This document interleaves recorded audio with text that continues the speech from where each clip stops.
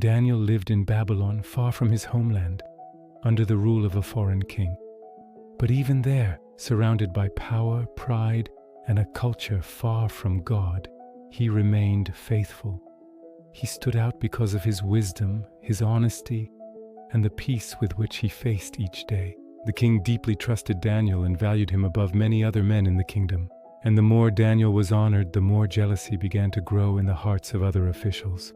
They watched him closely, hoping to find some mistake, some weakness, or some hidden fault. But no matter how hard they searched, they found nothing against him. Daniel was upright, disciplined, and faithful in the way he lived. Then they realized something dangerous.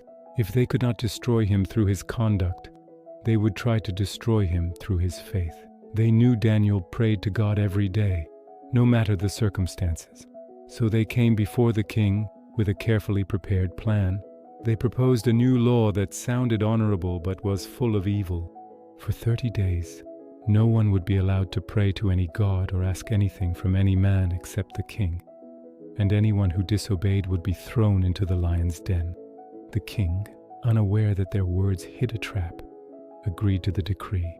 He sealed it, and according to the law of the empire, it could no longer be changed. What looked like a royal command had become a weapon against an innocent man. When Daniel learned that the law had been signed, he did not panic. He did not run. He did not hide. He did not change who he was.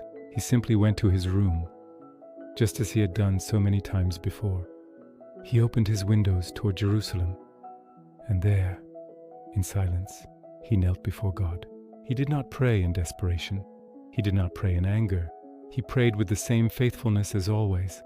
Even knowing they could accuse him, he chose to obey God rather than men. His enemies were waiting for that exact moment. They saw him praying and immediately rushed to accuse him before the king. Then the king understood too late that he had been manipulated. He tried to find a way out. He searched for some way to save Daniel. But the law he had signed could not be revoked. And when night came, Daniel was taken to the lion's den. Before Daniel was thrown in, the king said in anguish, "May your God, whom you serve continually, deliver you." The stone was moved aside, and Daniel descended into the darkness of the den. Down there were the lions, the cold rock, and a night that seemed like the end of everything. Humanly speaking, there was no escape. There was no strength great enough to survive it. But that night, God sent his protection and shut the mouths of the lions. What should have been a place of death became a place of supernatural peace. At dawn, the king ran to the den and called out to Daniel with a trembling voice. And from the depths came a living answer. God had kept him safe, and Daniel was still alive.